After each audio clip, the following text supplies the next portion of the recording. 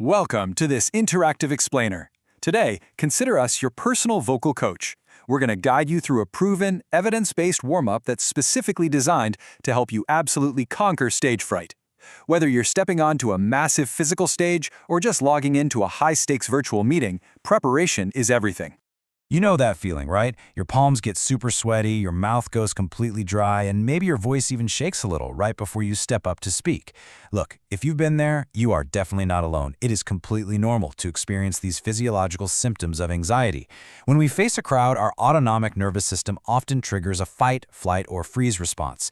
But here's the best part. You don't have to stay stuck in that feeling. We're going to learn exactly how to actively pull you out of that frozen state and regain total control.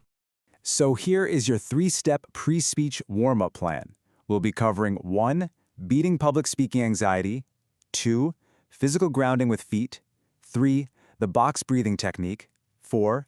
The woodchuck vocal warm-up, 5. Combining breath and voice, and 6. Ready for the stage.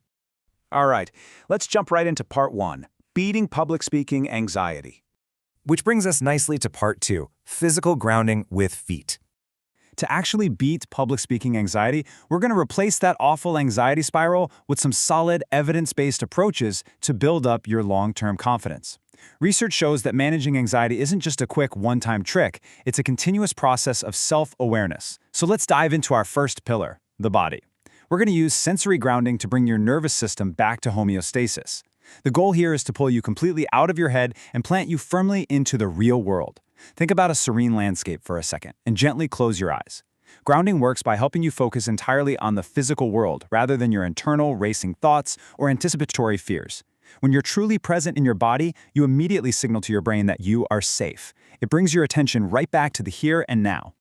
Let's actually put this into practice. I want you to literally ground yourself right now through physical grounding with your feet. Go ahead and place both feet flat and firmly on the floor. Now wiggle your toes inside your shoes.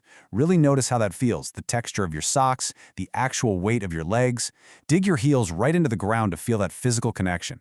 It sounds incredibly simple, but this act of physical grounding with your feet distracts your mind from fear, interrupts that anxiety spiral, and gives you a rock-solid foundation of physical stability.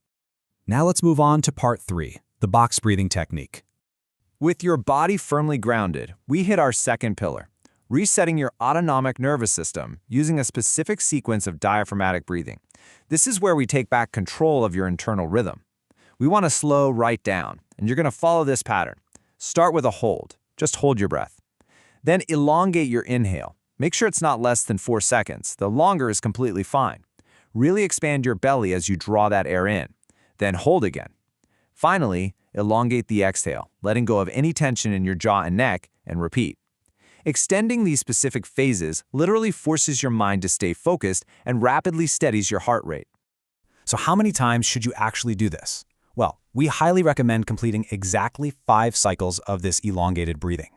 Doing box breathing 5 cycles is the absolute sweet spot to effectively steady your nervous system, build up some seriously resilient focus, and clear away that mental fog just minutes before you speak. Okay, moving right along to part 4, the woodchuck vocal warm-up. All right, your breath is nice and steady, so let's hit our third pillar, the voice.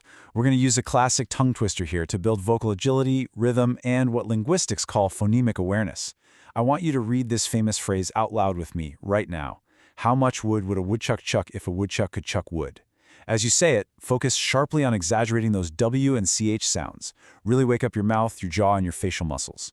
Yeah, I know it feels a little goofy, but actors and professional speakers do this for a very specific reason. It forces your articulation muscles into absolute overdrive.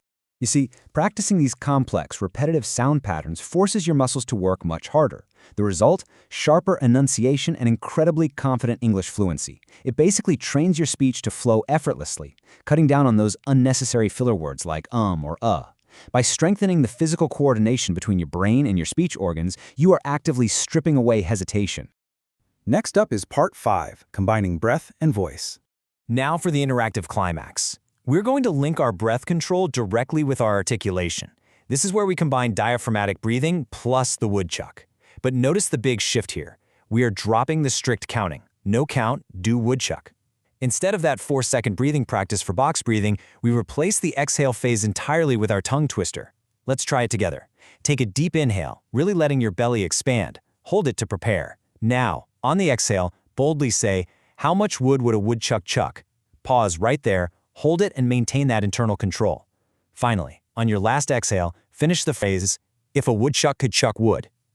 Combining breath control with vocalization like this gives you immense, game-changing power over your pacing and volume. And that brings us to our final step, Part 6, ready for the stage. Excellent work. Look at what you just did. By actively linking the physical sensation of your grounded feet with steady diaphragmatic breath control and sharp vocal agility, you've completely transformed that pre-speech anxiety into calm, commanding energy. You didn't just ignore your nerves, you chemically and physically overwrote them. Take this 3-pillar warm-up with you into your next big presentation, pitch, or meeting. Remember, true stage presence isn't an accident, and it definitely isn't just for naturally extroverted people. It is simply a matter of focused physical preparation. So now that your body is grounded, your breath is steady, and your voice is crystal clear, what powerful message will you step on stage and share with the world today?